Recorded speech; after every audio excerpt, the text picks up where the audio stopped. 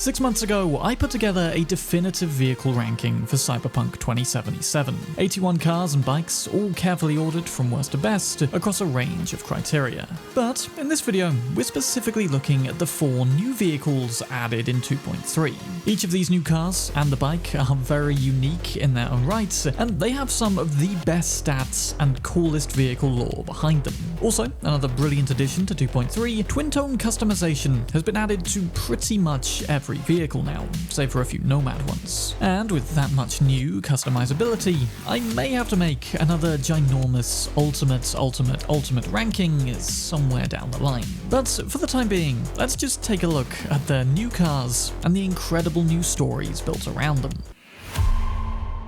First though, one other new vehicle, technically, is the automated Delamain Cab service, which, yes, does operate differently to the Delamain number 21 that we get at the end of Del's questline. Regardless of the outcome to that, whether you wind up with Excelsior, Del Jr., or Reset OG Delamain, this alternative self-driving cab will always have the original Delamain voice. I imagine they needed to just reuse voice lines they already had, as getting Samuel Barnett and all his foreign language counterparts back would have been a faff, to put it mildly. I'm delighted to welcome you to your first Delamain experience.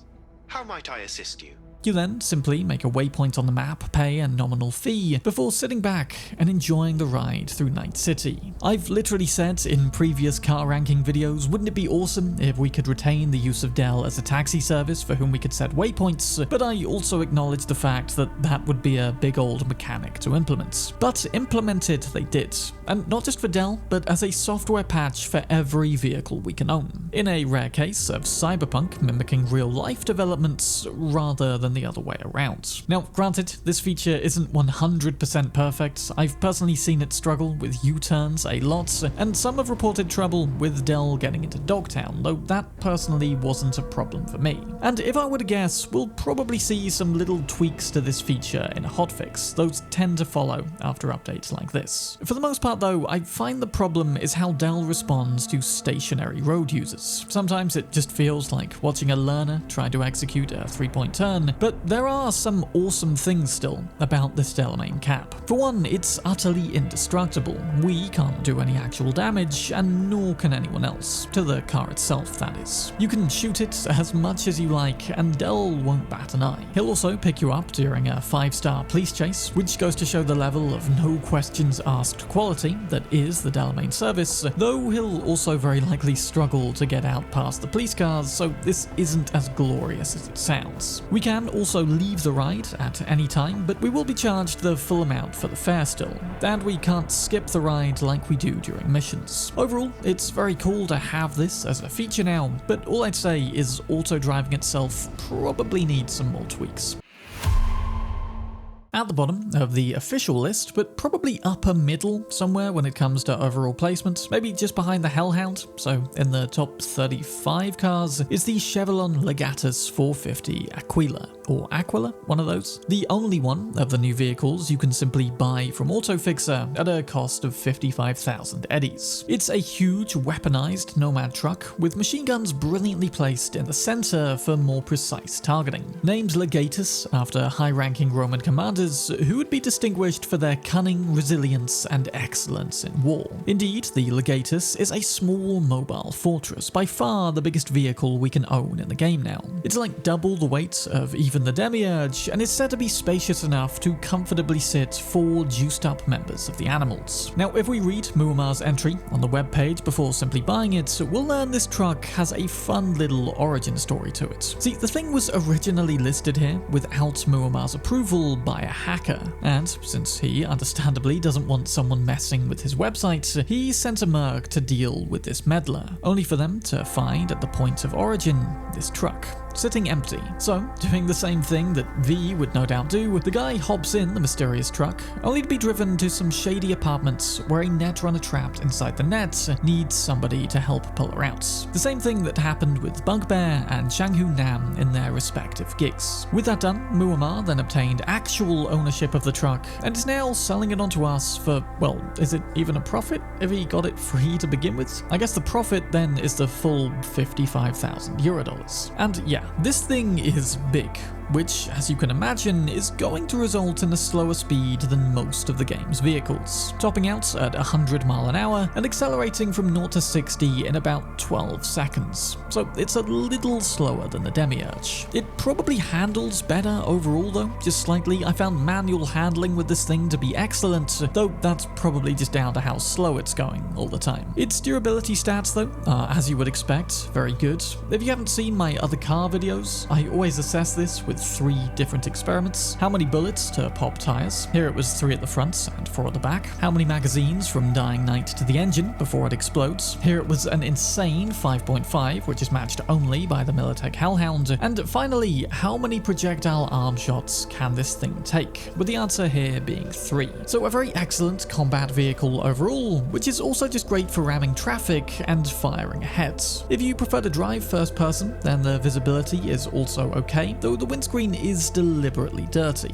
which compromises that a little bit, but overall it's just fine. And because this is a heavily modified Nomad vehicle, it also doesn't support twin tone, so you're stuck with this specific graffitied design. I also figured I'd try to run an auto-drive experiment for these cars, see how well it can travel from Mega Building H8 to Victor's Clinic, say, but right off the bat, it just got stuck waiting for an endless stream of traffic to pass before concluding it was never getting out of here. Makes me kind of wish that auto-drive was just a little more aggressive when dealing with other road users, particularly in an ultimate ramming power truck like this. But overall, if you're looking for a cheaper, albeit rocketless Nomad alternative to the Militech Hellhound, then this is an awesome and massive vehicle that you can buy now.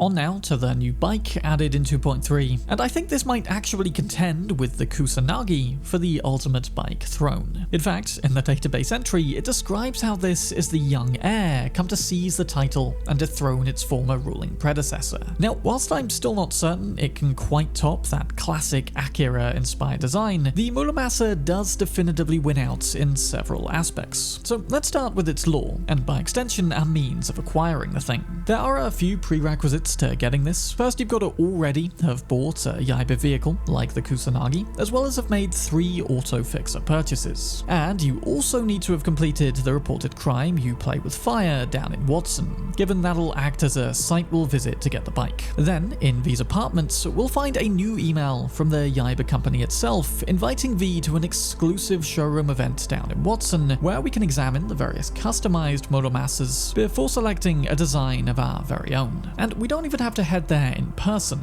instead plugging in right at our desk to a remotely controlled robot avatar, the likes of which we've seen used during the Dogtown gig Talent Academy, though there were also some secret shards during that gig, highlighting just how dangerous these things can be to use and how malfunctions can fry the synapses and overwrite the personalities of its users, potentially. But that'll be nothing new for V, so logging in, we get to wander about a carefully curated Yaiba showroom where there isn't a single human in sight. And after looking at all the custom Muramasas, we'll then be able to design our own, with 4 unique features we can choose to add or leave out before paying 95,000 for it. The speed and 0 to 60 is also listed here, but does differ quite a bit from the figures I got when testing it personally. But we'll come back to that. With our purchase confirmed, we'll then head down to the city centre docks in person this time to pick up our sweet new ride, brought out to us by an entourage of robots. There's also a very interesting shard to the side here, recounting an interview with Daigo Shinohara, the reclusive founder of Yaiba,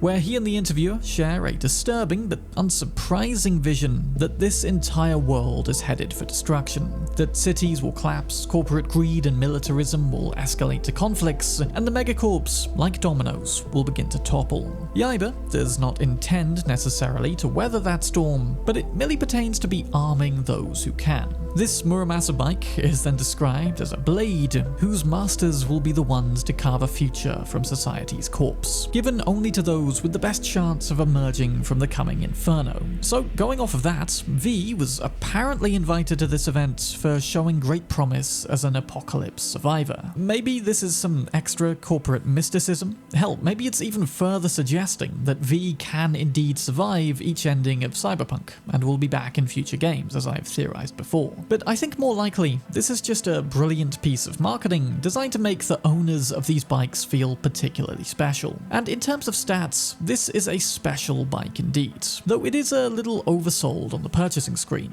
where it says it can reach 194 mph, though in my testing it topped out at 171. Maybe 172, going down a slight hill. The 0 to 60 is also slightly slower, around 4 seconds rather than 3.1, but comparing those stats to the Kusanagi, this is now the fastest bike in the game in terms of top speed, beating the former record of 165. Its durability is identically low, the same as all the other bikes, so no change there, and it does have twin tone. In fact, all the bikes now have twin tone, save for Scorpions. But being of its rare caliber, there aren't any unique twin tones we can obtain for this one, so you are stuck with the basic colours. Still a huge number of varying designs though, and as somebody who tends to drive around more in a bike than a car, thanks to its increased manoeuvrability, I get the feeling this might become my new go-to. And in terms of overall ranking, I'd probably place it right near the top, either just before or just ahead of the original Kusanagi, which was 3rd place in my overall ultimate list.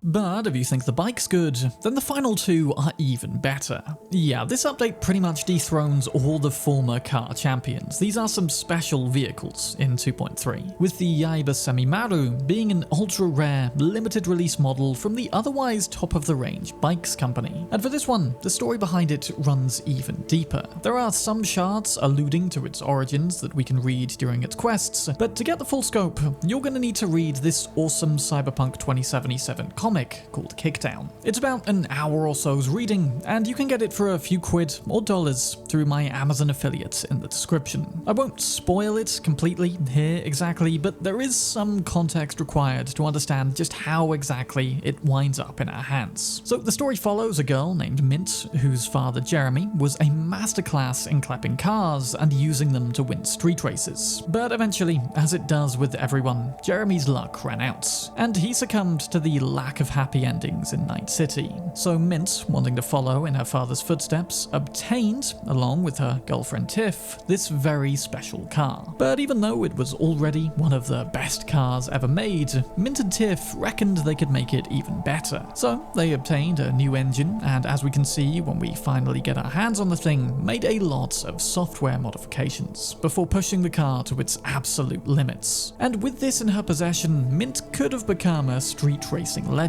She could have become just like her father. But seeing where that got him, in the end, Mint opted for quite a different path, abandoning Night City, along with everyone she loved, and of course, this car. I won't share any more details from the story, at least not for this video, so go and read the comic if you want more on that. But this car subsequently wound up in the hands of the NCPD, 2 officers named Jones and Ortiz, who then, posing as Mint, would use the car to run down targets that had hits out on them, scoring some extra eddies for these corrupt police officers on the side. But an absolute gem of a car like this, it's not gonna be long before somebody else comes trying to clap it. And one day, 2 maelstromers stole the car, with the plan to use it, like Mint, to dominate the street racing game. Fortunately, this info found its way back to River Wards, who then let us know there was a Semimaru cruising around for the taking. Though in fairness, the 2 maelstromers sat inside are no walk in the park to defeat, hence the boss level health bars. With that finally done though, we can hop in the car and read the logs of the officers who formerly had it. And after seeing that those guys weren't playing by the rules, River ensures the report gets fudged and the NCPD don't find out what happened to the car. So it's ours. And what an absolute beast this thing is. It does sound a lot like a Caliburn. In fact, it's identical and hits the same top speed of 210 mph, and its other stats are also pretty much the same. 0 to 60 in 2 seconds, 0 to 120 in 9, and 180 in 18, with durability being pretty low, apart from when it comes to bullets. First-person visibility is good, perhaps beaten only by a Herrera Outlaw, and where the Semimaru does straight up beat the Caliburn is in its ability to shoot from the car at any angle. Thanks to the Caliburn's crystal dome windshield, we're only able to shoot out the doors of that car to the side, not straight ahead like you'd normally want to do, but since the Semimaru has a regular windshield, windshield, that isn't a problem for this car. So personally, I'd put it above the regular Caliburn in terms of quality. Not sure it would snag top spot from the Outlaw Whaler for me. That car's handling is still exceptional, but it's definitely straight into the game's top 3 cars, at any rate. But the Semimaru quests don't stop there. Just try activating Twin Tone for the first time.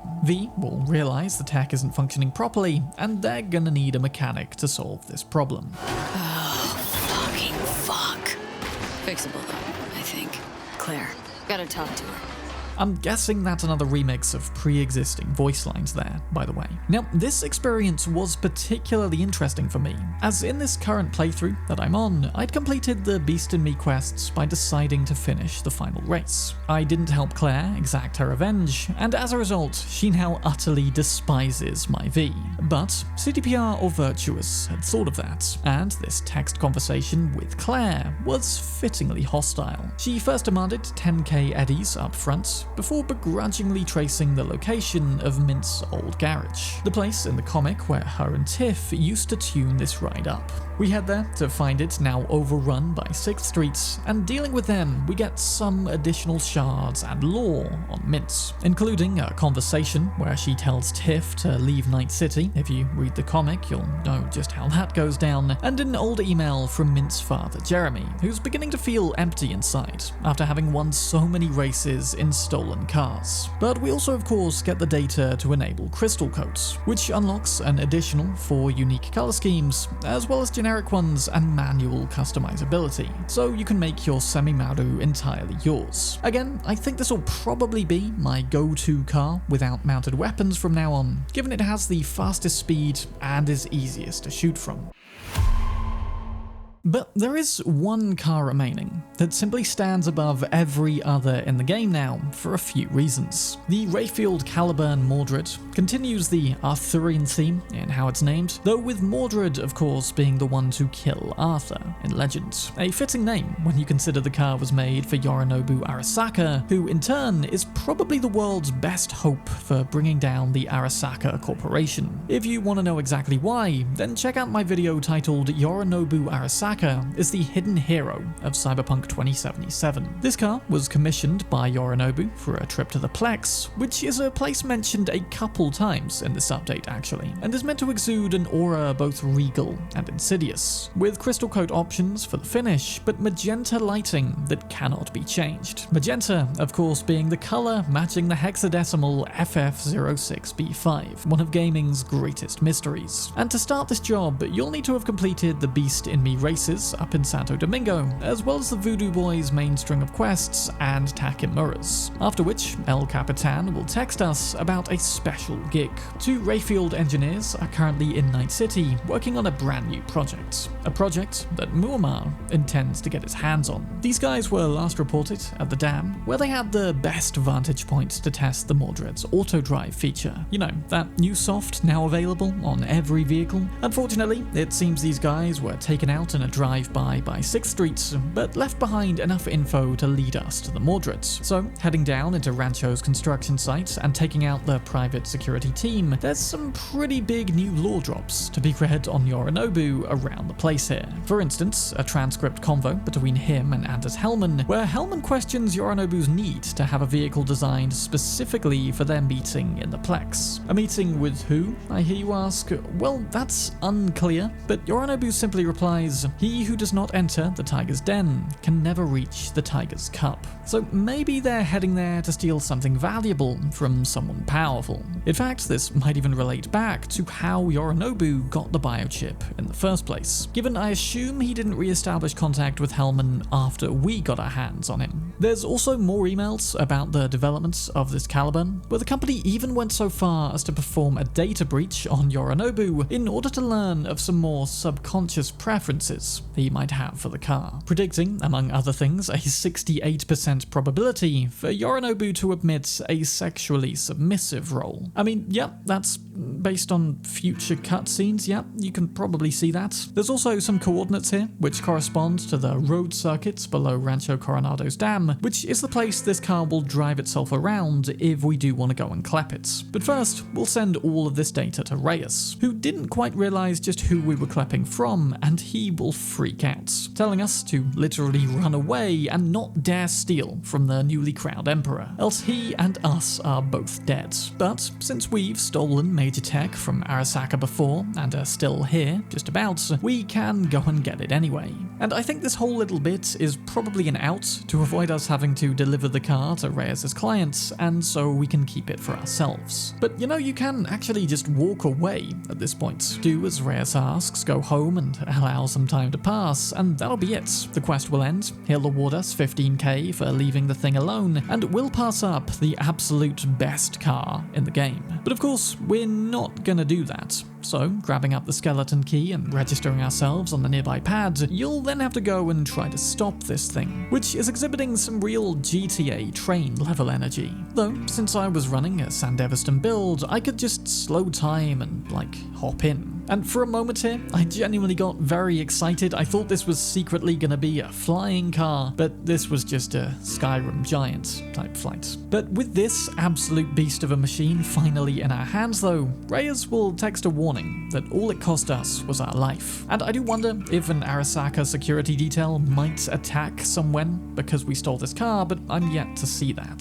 So finally, the Mordred stats. In terms of speed, it's pretty much identical to the other Caliburns and now Semimaru, with that 2-second 0 to 60 and top speed of 210, and a good first-person visibility, but still with that crystal dome line across our view. And crystal coat options are the same as the other Caliburn that we purchase, aside from again the unchanging magenta lighting. But the Mordred ultimately wins in how it combines ultimate speed with weaponry and defense. It'll admittedly blow up from the same number of bullets and projectiles as the other Caliburns, but does have unpoppable tires like the Hellhound and Outlaw Whaler, and it also has the same front-mounted guns as the Whaler, which are nicely close together and eliminate the problem of needing to shoot out of the Caliburn's side doors. The only real possible place it could have improved is to have rockets as well. But there we go, nobody's perfect, no car wins at absolutely everything, but if we were to pick one that almost does, it'd be this one.